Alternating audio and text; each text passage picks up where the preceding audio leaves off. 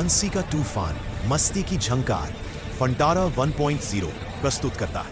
सभापति, राजन की आज्ञा से ये उर्वरा अब इनकी हुई। अब से इनका गोत्र होगा उर्वरापति। और आगे जाए दूध भाग।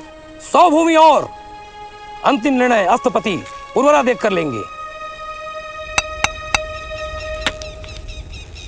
स्वामी, क्या वैदिक कर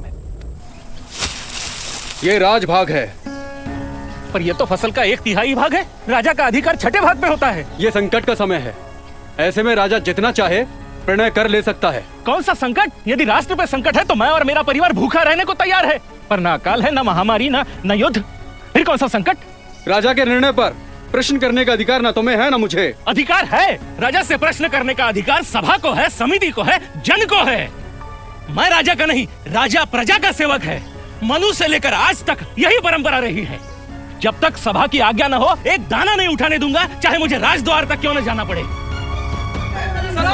सभापति, ये राज्य की ओर से डाका है। सभापति, डाका। राज्य को चमड़ा चाहिए, इसलिए मेरी बकरियों को मार दिया गया। ये कैसा करे? और ऊपर से वे लोग मेरा पका हुआ अन्न भी खा गए। ये राज्य आज्ञा का मामला है, मैं अभी प्रश्न विभाग को बुलाता हूँ। किसे दंड देंगे प्रश्न विभाग? क्या दे सकेंगे न्यायाधीश राजा को दंड? मेरी बकरियों की तो खाल उतर चुकी है। और क्या न्यायाधीश के आने तक मेरा अनाज खेत में पड़ा रहेगा? जो बेमौसम बारिश से मेरा अनाज बह गया तो? सभापति, क्या सभा अब न्यायपालिका नहीं रही? मैं तुम्हें 100 गायों का दंड देता हूं। मैंने किसी की हत्या नहीं की है प्रश्न विभाग, ये तो हत्यारे का दंड है। तुमने राजा की निंदा की है। राजा की निंदा राजा की हत्या है। राजन, न मैंने आपकी आलोचना की है न निंदा। मैंने केवल भागदूक से इतना पूछा था कि संकट किस पे है। प्रश्न विभाग का निर्णय अंतिम है। राजन,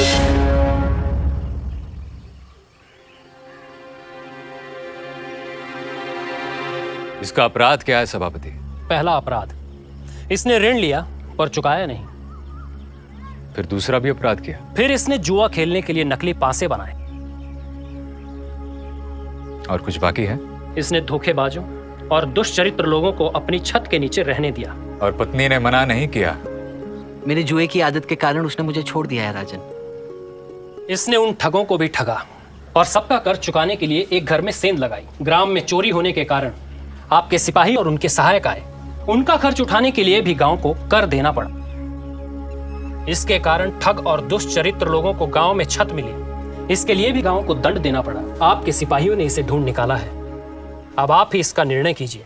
अपने बचाव में तुम्हें कुछ कहना है? जी हाँ, कहो। मेरे साथ साथ वरुण देवता को भी दंड दिया जाए राजन। वरुण को? जी हाँ। क्यों?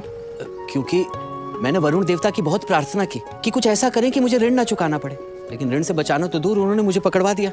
ऐसी प्रार्थना लिखी है क्यों ऋषियों ने, जो वरुण देवता सुनते नहीं।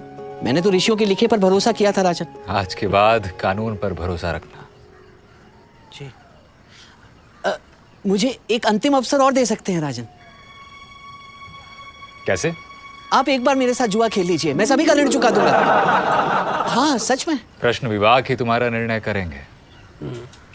ऋण देने वाले क्या इसे निश्चित समय तक अपना दास बनाने को तैयार है? मैं उधारदाताओं का दास नहीं बनूंगा राजन। वो मुझे द्रुपद से बांध कर रखेंगे। जहां भी ले जाएंगे ऐसे बांध कर ले जाएंगे। मेरा कितना अपमान होगा। इससे अच्छा तो है कि आप मुझे कारागार में ही डाल दीजिए। राजन, कोई भी इसे एक दिन के लिए भी अपना दास बनाने को तैयार नहीं है। वो क्या, मैं स्वयं उनका मुंह नहीं देखना चाहता राजन। जुआ छोड़ो और खेती करो। जी, इसके अलावा कोई मार्ग भी नहीं बचा है। प्रश्न विभाग।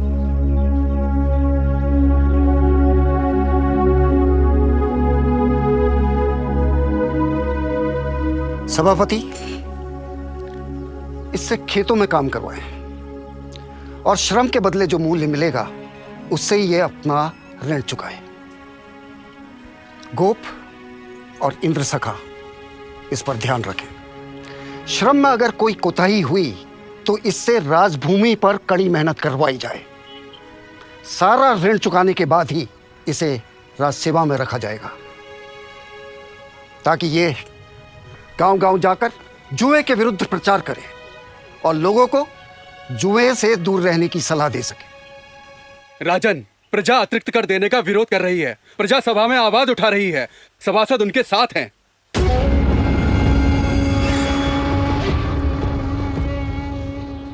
जो भी विरोध करे उससे कुचल दो, खेतों से अनाज उठा लो, गोत्रों से पशु, और जो मांगने पे ना दे उसे छीन लो। स्वामी, क्या अश्वमेध डाला नहीं जा सकता? आर्या, साम्राज्य को बनाने के लिए कठोर निर्णय लेने पड़ते हैं। जैसे स्वर्ग का स्वामी इंद्र है, वैसे भूमि का स्वामी मैं हूं। मैं उन्हें मेरी संपदा का उपभोग करने देता हूं, इसलिए मैं उनसे कर लेता हूं। क्यों राजपुरोहित? आप भोग के रूप में प्रतिदिन सभापति को फल, फूल, दूध, दही, मक्खन, छाछ, ईंधन, मांस, सब्जियां, जड़ी बूटी आदि देते हैं, जो स्थानीय अधिकारियों में बांट दिया जाता है। आप कर के रूप में सालाना अपनी उपज का हिस्सा राज्य के कोष के निर्माण के लिए देते हैं। इस कोष के कारण शासन न्याय, सुरक्षा और लोक सुविधाएं प्रदान करता है। इस कोष के कारण गांव में तालाब हैं, कुएं हैं। इस कोष के कारण गांव में गोप हैं, इंद्रसखा, कुलपा, विराजपति और ग्रामणी है। कर के कारण सेना है।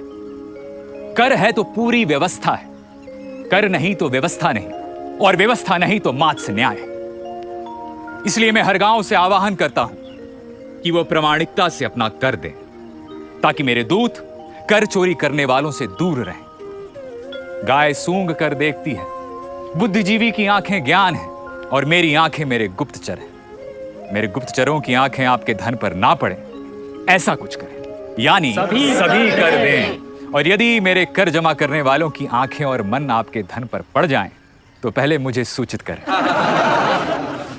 और अब प्रजा से एक प्रार्थना। गोत्र और गण अब संगठित हो रहे हैं। गण संघ गणराज्य में बदल रहे हैं। बड़े बड़े जनपदों का निर्माण हो रहा है, राज्य साम्राज्य में बदल रहे हैं। इसलिए अब सुरक्षा के लिए अनिकनी और वरुथ जैसी छोटी सैनिक टुकड़ियों से काम नहीं चलेगा। हमें एक बड़ी और प्रशिक्षित सेना की जरूरत है।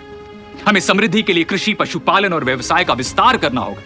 नदियों के पार दूर देशों में व्यवसाय के लिए जाना होगा, अपना देश बनाना होगा। इसलिए आप समृद्ध हो और अपने देश के, राष्ट्र के कोष को समृद्ध बनाएं। इसलिए मैं आप सभी से आह्वान करता हूं कि जो अपनी इच्छा से आगे बढ़कर राज्य की समृद्धि के लिए बलि देना चाहता है, वो बलि दे।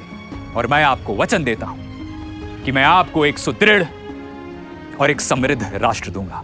आचार्य, मुझे राष्ट्र और राज का अंतर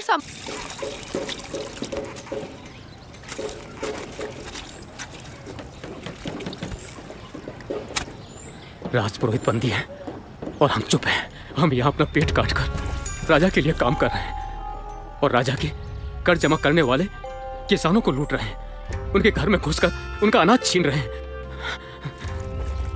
लोगों को गन्ने की तरफ पेरा जा रहा है, लोगों से उनका सोना छीना जा रहा है।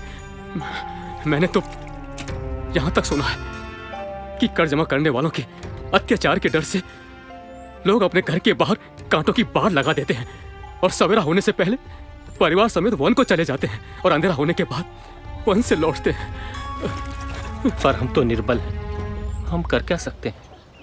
विद्रोह।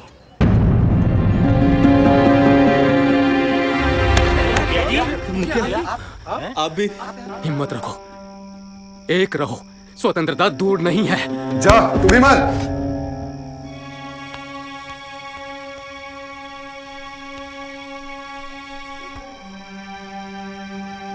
तुमने क्या किया?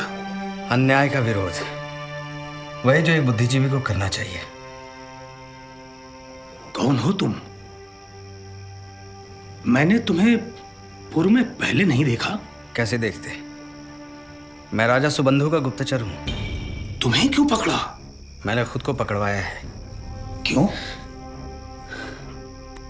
आपको छुड़वाने के लिए। मतलब? आपकी प्रजा विद्रोह के लिए तैयार खड़ी है। यानी? आधी रात की प्रतीक्षा करिए।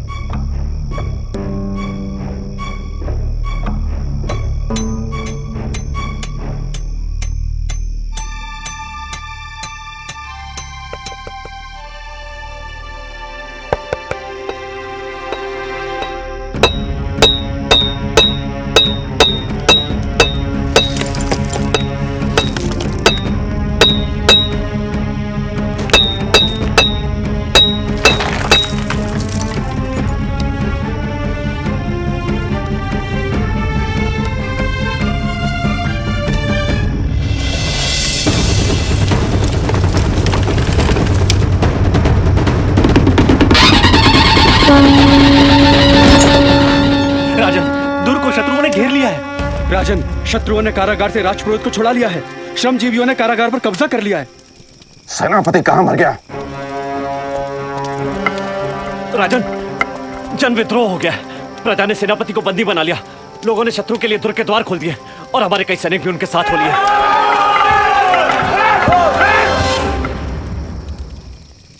क्या आज्ञा है राष्ट्रगोप? प्रजा के भक्षक को बंदी बना लो और राजा सुबंधु के अभिषेक की तैयारी करो।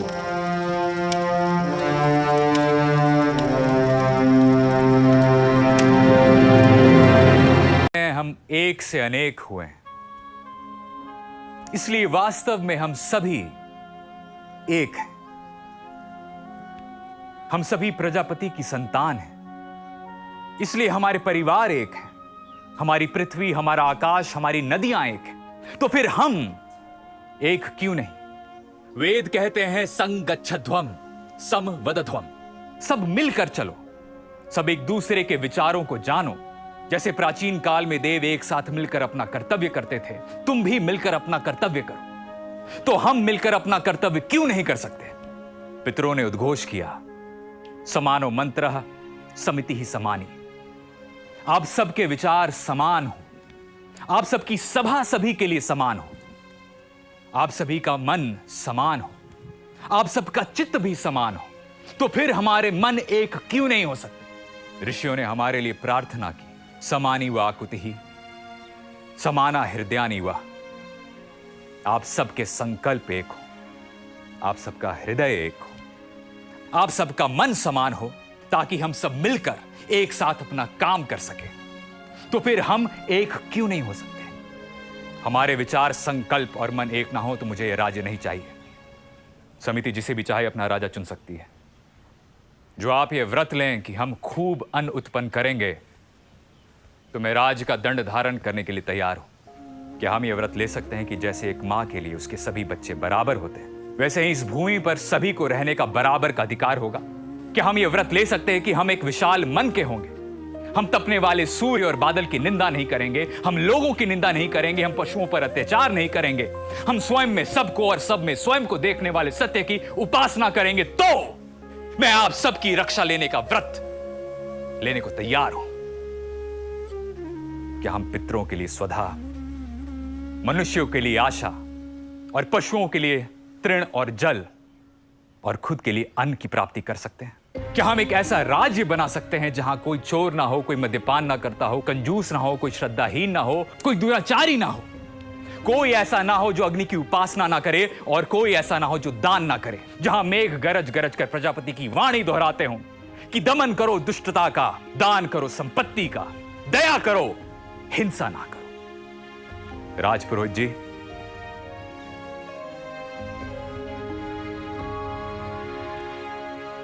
आज से यहां सभी का राजा, प्रजा से कर लेने वाला, दुर्गों को तोड़ने वाला, दुष्टों का दमन करने वाला, ज्ञान और धर्म का रक्षक अस्तित्व में आया है। हम शुभ ही देखें, शुभ ही देखें, शुभ ही बोलें, शुभ ही बोलें, शुभ ही सुने, शुभ ही सुने। देश और शुल्क कितने पुराने हैं, इसका अनुमान इसी बात से लगाया जा सकता है कि शुल्क का उल्लेख अथर्ववेद और तुम्हें परिवार सहित देश निकाला दिया जा रहा है। फिर कभी मेरे देश की तरफ आंख उठा के न देखना, न दिखाई देना। मेरे राजा दयालु हैं, इसलिए तुम्हें जीवन दान दिया जा रहा है।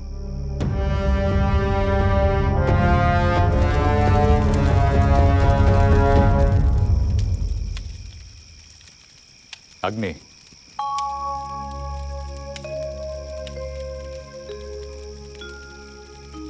आभार।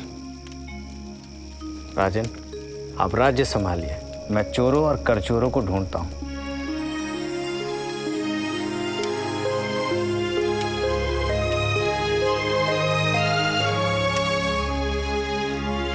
वीडियो को लाइक करें, चैनल को सब्सक्राइब करें और फंटारा 1.0 फैमिली का हिस्सा बने।